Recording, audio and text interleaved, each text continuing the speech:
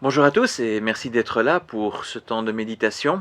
Alors nous avons dans notre Bible un livre qui aborde en profondeur la question de la souffrance, une question à laquelle nous sommes confrontés très régulièrement. Et c'est bien d'une question qu'il s'agit, une question qui reste ouverte. Pourquoi la souffrance? Pourquoi tant de souffrance? Le livre biblique qui nous interpelle probablement le plus sur ce sujet est le livre de Job. Ce récit nous raconte la période très difficile traversée par Job, période durant laquelle il a connu presque toutes les souffrances. La déchéance économique, le deuil, la maladie, la dépression, l'isolement, l'incompréhension, l'accusation injuste, le rejet, le doute, le désespoir. Job en a vu de toutes les couleurs. Lui qui était juste aux yeux de Dieu se débat dans l'incompréhension totale de l'injustice qui s'acharne contre lui. Dans un premier temps, ce qui frappe à la lecture de ce livre, c'est le silence prolongé de Dieu pendant de nombreux chapitres. Et dans ce silence, l'être humain cherche des réponses. Le livre nous relate plusieurs conversations, plusieurs prises de parole par des personnes différentes. Et dans ces prises de parole, on peut y trouver, en fin de compte, toutes les réflexions humaines pour tenter de comprendre le sens de la souffrance. Cependant, il faut bien le reconnaître, la question principale demeure. De fait, toute la philosophie et toute la sagesse humaine restent insuffisantes pour y répondre. Mais si Dieu est resté silencieux pour les besoins du récit, ce silence est heureusement brisé à partir du chapitre 38. Le Seigneur ne souhaite pas laisser l'être humain dans le désarroi complet et ajouter de la peine à sa souffrance.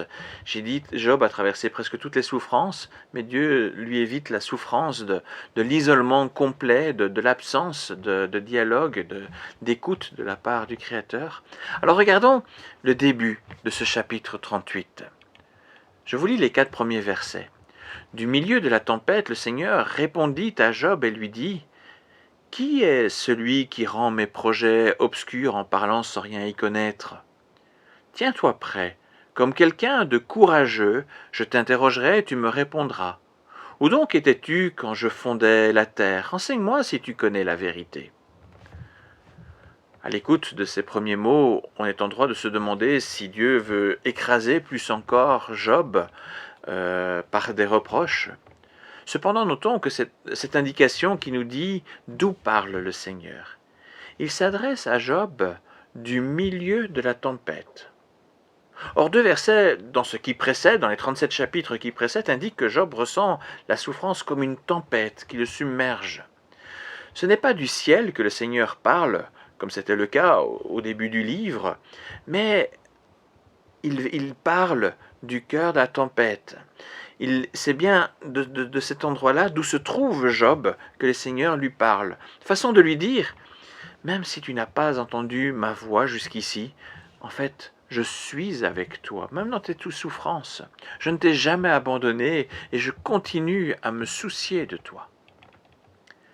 En outre, le verset 3 montre l'intention du Seigneur, non pas l'écrasement, mais l'instruction.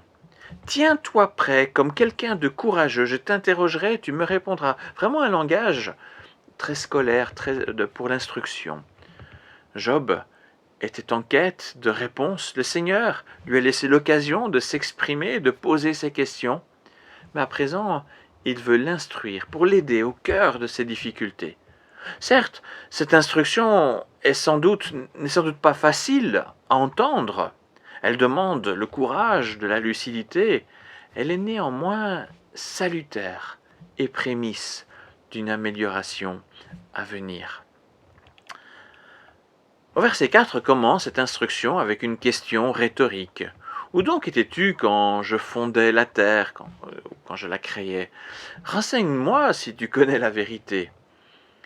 L'être humain, oublieux d'où il vient, a sans cesse tendance à se placer au centre du monde. Il cherche à tout contrôler par ses actes et ses pensées comme s'il était lui-même le créateur et oubliant qu'il est finalement créature. Il tente d'expliquer son univers à partir d'un point de vue qu'il pense central. Et c'est bien là son erreur. L'être humain n'est pas le centre. Il n'est pas le Créateur. Et d'où il se trouve, l'être humain est dans l'impossibilité de tout comprendre. Dieu seul est le Créateur, tout existe par lui et pour lui, et toutes choses sont dans ses mains. Il faut certainement une bonne dose de courage pour accepter qu'on n'ait pas la maîtrise de ce monde et de ce qui s'y passe.